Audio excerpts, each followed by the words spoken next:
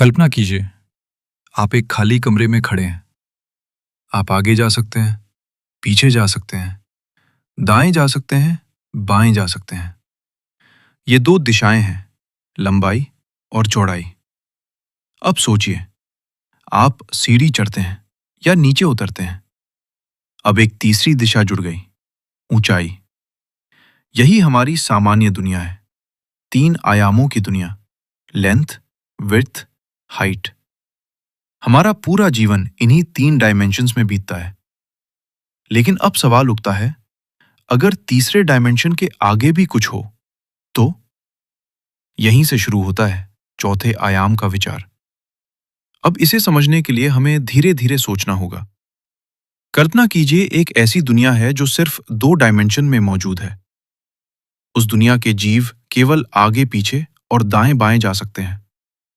उनके लिए ऊपर जैसी कोई चीज नहीं है। अब अगर आप जो 3D दुनिया में रहते हैं, उस 2D दुनिया के ऊपर से अपना हाथ निकालें, तो उन जीवों को क्या दिखाई देगा? पूरा हाथ नहीं, सिर्फ हाथ का एक कट हुआ हिस्सा।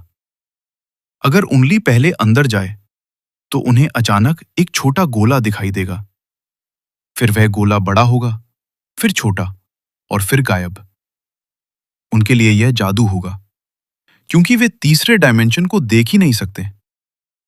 अब यही बात हमारी दुनिया पर लागू कीजिए। शायद हम भी एक हायर डायमेंशन को नहीं देख सकते। और अगर कोई 4D ऑब्जेक्ट हमारी 3D दुनिया से गुजरे तो हमें उसका सिर्फ एक हिस्सा दिखाई देगा। जैसे 2D जीव पूरा हाथ नहीं देख सकते थे, वैसे ही हम भी पूरा 4D ऑब्जेक्ट नहीं देख पाएंगे। अब सोचिए, एक क्यूब है। 2D दुनिया में अगर क्यूब गुजरे तो वहां के जीवों को पहले एक छोटा स्क्वायर दिखेगा, फिर बड़ा, फिर छोटा, फिर गायब। लेकिन असल में पूरा क्यूब हमेशा मौजूद था।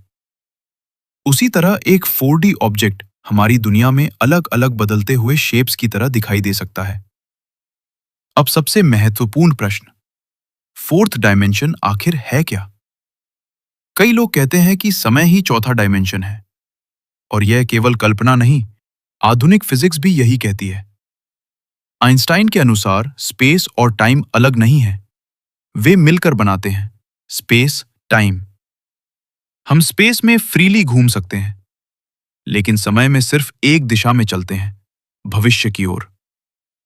कल्पना कीजिए कि आपका पूरा जीवन एक लंबी फिल्म रील की तरह है। आप अभी केवल एक फ्रेम देख रहे हैं, वर्तमान। लेकिन शायद पूरा जीवन पहले से स्पेस टाइम में मौजूद हो। आपका बचपन, आपका भविष्य, सब एक साथ मौजूद हो। आप केवल एक एक फ्रेम अनुभव कर रहे हों। यह विचार अजीब लगता है, लेकिन रिलेटिविटी यही संकेत देती है कि समय उतना सरल नहीं है जितना हम महसूस करते हैं। अब एक और उदाहरण। कल्पना कीजिए, एक कागज पर बनी स्टिक फिगर है। वह 2D दुनिया में रहती है। अगर आप उस कागज को मोड़ दें तो 2 दूर बिंदु अचानक पास आ जाएंगे। उस स्टिक फिगर को लगेगा कि आपने दूरी तोड़ दी, लेकिन आपने केवल एक हायर डायमेंशन का उपयोग किया। इसी तरह कुछ वैज्ञानिक मानते हैं कि वर्म होल्स शायद हायर डायमेंशंस के शॉर्टकट्स हो सकते हैं। यानी ब्रह्मांड के 2 बहुत दूर हिस्से किसी हायर डायमेंशन में पास जुड़े हो सकते हैं।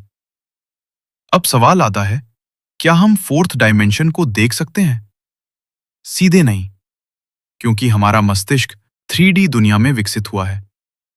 हम केवल उसके प्रभावों को समझ सकते हैं। जैसे 2D जीव तीसरे डायमेंशन को नहीं देख सकते थे, लेकिन उसके प्रभाव देख सकते थे।